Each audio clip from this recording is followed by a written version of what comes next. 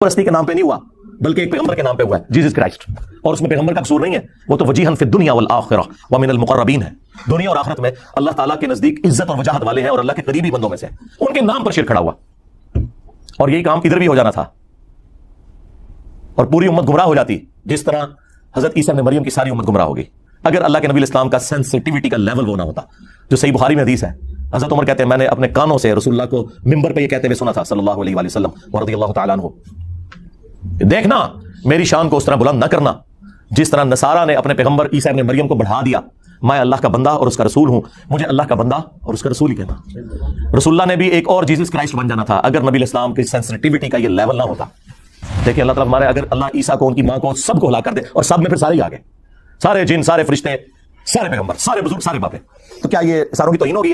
نہیں، جب توحید اسٹیبلش ہوگی پھر بات اسی طریقے سے ہوگی۔ ہمارے نبی کے بارے میں بھی آیا قل ارائیتم ان اہلکنی اللہ ومن معی او رحمنا فمن یجیر الکافرین من عذاب علیم، نبی تم فرماؤ کہ بالفرض اگر اللہ، یہ بالفرض تو ہم احترام لگاتے ہیں ساتھ تاکہ یہ فتویٰ نہ لگائے، وہاں نہیں بالفرض لکھا ہوا، کیوں اللہ تعالیٰ کو کیا ضرورت ہے کہ کسی کو کلیریفیکیشن دے کہ میرے جیسا ہے ہی کوئی نہیں اور انبیاء شاہی کوئی نہیں، اللہ کو یہ بات کہنے کے لیے کوئی کرٹسی میں جانے کی ضرورت ہے؟ اللہ تو ڈائریکٹ بات کر رہا ہے، نبی سے فرماؤ اگر اللہ مجھے ہلاک کر دے، ہلاک، اور میرے سارے ساتھیوں کو، تو ہمارا کوئی اختیار نہیں اللہ کے مقابلے پر، تو کافر کے ذوم میں ہے کہ کافروں کو اللہ کے عذاب سے کوئی بچا سکتا ہے؟ کمال ہے۔ میں کہتا ہوں کس لیول پہ اتر کے باتوں کو سمجھایا جا رہا ہے، یہ ہے وہ چیز جو آج مسلم عوام کو بتانے کی ضرورت ہے کہ جب اللہ کے مقابلے پہ آپ کوئی چیز کھڑا کریں گے تو اس کو پھر توحید کو اسٹیبلش کرنے کے لیے آپ کو یہ بتانا پڑے گا کہ اللہ کے مقابلے پہ کوئی فرشتہ، کوئی پیغمبر، کوئی جن، کوئی انسان، کوئی شے نہیں ہے اللہ کے مقابلے پر۔ جو بندہ یعنی اس چیز کو بیان کرتا ہے اسے کہتے ہیں یہ پیغمبروں کا گستاخ ہو گیا۔ اب یہ نیچرل بات ہے، وہ ہمارے استاد کی بات مولا اسحاق صاحب رحمہ اللہ، وہ پنجابی میں اپنے سٹائل میں کہتے تھے اوے جدو توحید بیان کران گے تے پیغمبراں دی تے ولیاں دی گستاخی تے آپ ہی ہو جائے گی، پھر تے کہاں گے کہ انہاں دے پلے کوئی شے نہیں، سب کچھ مالک اللہ ہی ہے، پھر تے کہاں گے جسے پنجابی میں کہتے ہیں کہ آٹا گوندیا ہلدی کیوں ہے؟ بھئی جب آٹا گوندا جائے گا پھر ہلنا تو پڑے گا۔ یہ تو نیچرل ہے کہ جب آپ توحید بیان کریں گے تو جو آپ نے جعلی توحید بنائی ہوئی ہے جسے آپ توہین رسالت کہتے ہیں وہ آٹومیٹکلی ہو جائے گی۔ پھر تو ہم یہ کہیں گے کہ کوئی نبی، کوئی فرشتہ، کوئی جن، کوئی انسان نہ اپنے کسی نفع کا مالک ہے نہ کسی نقصان کا۔ اگر کوئی کہتا ہے کہ یہ اسٹیٹمنٹ غلط ہے تو اسے الٹ کرے، تو وہ اسٹیٹمنٹ پھر درست ہونی چاہیے کہ ہر انسان، ہر نبی، ہر فرشتہ نعوذ باللہ اپنے ہر نفع اور نقصان کا مالک خود ہے اللہ کے مقابلے پر۔ یہ بولنا ہوگا ساتھ، کیونکہ اللہ کے ساتھ میں کمپیئر کر کون بولے گا؟ تو نفع میں ہر وہ چیز ہے جو انسان کی ضرورت ہے، جن کی ضرورت ہے، ہر انسان، خواہ پیغمبر ہو یا عام انسان، کھانا پینا اس کی ضرورت ہے، آکسیجن اس کی ضرورت ہے، نیند اس کی ضرورت ہے، ٹوائلٹ جانا اس کی ضرورت ہے۔ آپ تو کہتے ہیں نا کہ فلانے بابے نے سمندر روکا ہوا ہے، کوئی بابا اپنا پیشاب بھی نہیں روک سکتا، اپنا سانس بھی نہیں روک سکتا، ویل مچھلی تو 1.5 گھنٹے تک سانس روک سکتی ہے، بابا نہیں روک سکتا۔ تو حضرت ابوبکر صدیق رضی اللہ تعالیٰ عنہ نے حمد و صلاۃ کے بعد جو پہلا جملہ بولا، نہ وہ کسی آیت میں ہے نہ کسی حدیث میں۔ یہ کہتے ہیں انجینئر صاحب یہ کتنے لکھا ہے کہ نبی کے جیسا ہے ہی کوئی نہیں، تیرے بابے تے شاہی کوئی نہیں۔ جی جس جگہ حضرت ابوبکر کا وہ خطبہ لکھا ہوا ہے جو قرآن و حدیث میں نہیں تھا، وہ کہتے ہیں نہیں وہ موجود نہیں تھا، انہوں نے ایکسپلین کیا۔ جی یہی تو بات ہے کہ ایکسپلین کرنے کے لیے موٹے دماغ کھولنے کے لیے، اور ایکسپلین بھی ایسا گستاخانہ انداز میں کیا ان کے بقول، دل میں کہتے ہیں سامنے نہیں کہتے، سامنے آئے تو پھر میں نہیں چھوڑوں گا۔ فرضی بات بجائے وہاں محفل صلاۃ السلام کرنے کے، رسول اللہ کی شان میں نازل ہوئی ہوئی آیات پڑھنے کے، سیدنا ابوبکر نے رسول اللہ کی میت پہ توحید کا خطبہ پڑھا اور جملہ خود سے ایک بنا کے جس کا کوئی لینا دینا ہی نہیں تھا صحابہ کرام کے ایٹیچیوڈ کے ساتھ، الا من کان یعبد محمدا فان محمدا قد مات، کان کھول کر سن لو تم سب، تم میں سے جو کوئی بھی محمد کی عبادت کرتا تھا جان لے کہ محمد مر چکے، فان محمدا قد مات۔ وصال شریف نہیں کہا، حالانکہ وہ بھی عربی کا لفظ ہے، وفات شریف نہیں کہا، وہ بھی عربی کا لفظ ہے، اور اس سے بڑھ کر صحابہ میں تو کسی نے کبھی نبی کی عبادت ہی نہیں کی تھی۔ فرضی جملہ کولوں، کولوں بولتا ہے انجینئر، جی انجینئر ابوبکر کا غلام ہے، ان کا اسٹوڈنٹ ہے، جس طرح انہوں نے اس وقت الحمدللہ توحید اسٹیبلش کی، آج ان کے پیٹرن پہ چل کے تم نے جو شیطانی وسوسے پھیلائے ہوئے نا، ہم توحید کو اسٹیبلش کر رہے ہیں تمہارے بابوں کے مقابلے پر۔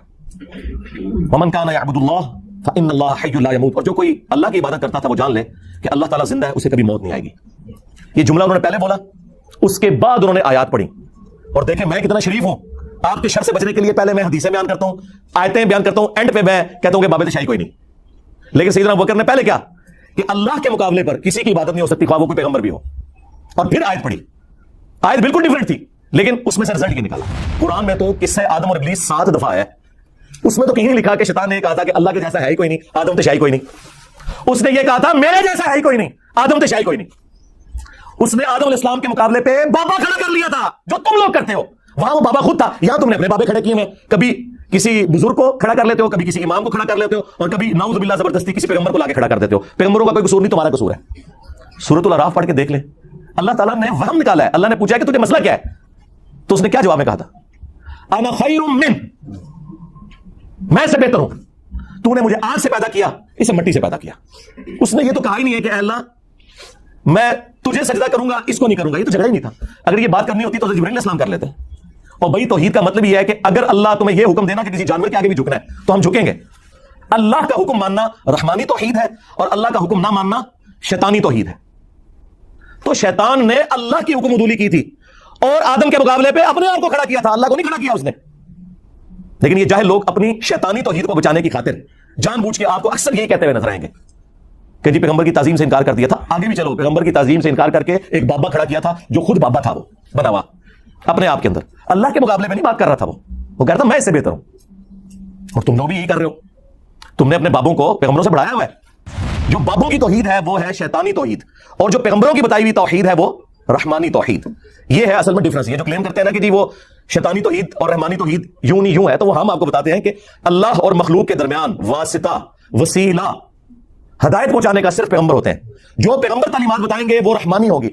پیغمبروں کے سوا جو کوئی بھی اور بندہ, خواہ وہ پیغمبروں کے نام کے اوپر دھوکہ دے, وہ شیطانی تعلیمات ہوں گی اگر وہ پیغمبروں سے ٹکرائیں گی. ہاں اگر پیغمبروں کی تعلیمات کے مطابق ہے اور اس کو وہ ایکسپلین کرتا ہے مختلف مثالیں دے کر تو وہ جائز ہے, لیکن بالکل اس کے اپوزٹ رزلٹ نکالنا, یعنی آیتوں پڑھنا ایاک نعبد و ایاک نستعین اور اس کی تفسیر میں لکھنا کہ یا علی مدد بھی ثابت ہوتا ہے, عبد القادر جیلانی کو پکارنا بھی ثابت ہوتا ہے, یہ تو بالکل 180 ڈگری رزلٹ ہے نا. تم اس کی اولاد ہو جس نے ان قریب مر جانا ہے. اکیلا زندہ رہنے والا صرف اللہ ہے. تجھے جب بھی کوئی مصیبت ہو, جب بھی پریشانی ہو, صرف اسی اللہ کو حسن پکارنا. اور میرے بیٹے حسن یاد رکھنا, اللہ کا دربار وہ درگاہ ہے جس نے اپنا کوئی دربان بھی مقرر نہیں کیا. تم ڈائریکٹ اللہ سے مانگو. اگر مولا علی مولا حسن کو نہیں کہہ رہے کہ منو وجپا میں وسیلہ اور توسل, تے باقی سارے بابے تے شرعی کوئی نہیں. یعنی یا علی مدد کو اگر توسل کے نام پر دھوکہ دینا تھا کسی نے, شیعہ نے یا بریلویوں نے, تو اللہ کے بندو مولا حسن کو بتایا جاتا نا. قرآن میں 40 کے قریب دعائیں آئی ہیں انبیاء کی, کسی میں کوئی وسیلہ توسل نہیں ہے. اور وسیلہ اور توسل تو یہ ہے کہ اللہ کے نیک بندوں سے دعا کروائی جائے, ان کی دھونس لگانا اللہ کو, ان کو پکارنا اور کہنا کہ جی وہ اللہ سے دعا کریں گے اور ہمارا مسئلہ حل ہو جائے گا. جی دنیا میں موجود ہو تو ضرور کروائیں. لیکن عبد القادر جیلانی وہاں بغداد میں دفن ہے اپنی قبر کے اندر, اور میں انہیں کہوں کہ مجھے پانی پلا دیں, وہی بات وہی جملہ صرف کوآرڈینیٹس بدلنے سے شرک ہو جائے گا, کیونکہ میں نے انہیں دعا میں پکار لیا. ہاں وہاں زندہ بیٹھے ہوں, میں فون پہ کال کروں اور میں کہوں کہ حضرت نیسلے کی 2 بوتلیں بھیج دیں کسی مرید کے ہاتھ, تو بالکل جائز ہے. اس طرح کا وسیلہ اور توسل تو بالکل درست ہے. لیکن جو آپ نے کلیم کیا ہے یہ تو امت کو آپ نے شرک کی طرف لگا دیا. اگر یہ چیز آپ کی مان لی جائے تو اس پلانٹ ارتھ پہ سب سے بڑا اگر کوئی مشکل کشا ہے نا مخلوقات میں تو وہ سورج ہے. سورج کی وجہ سے زمین پہ زندگی آباد ہے. ساری فصلیں سورج کی وجہ سے اگتی ہیں, پکتی ہیں, ان کو جانور کھاتے ہیں, ہم کھاتے ہیں, جانوروں کو ہم کھاتے ہیں.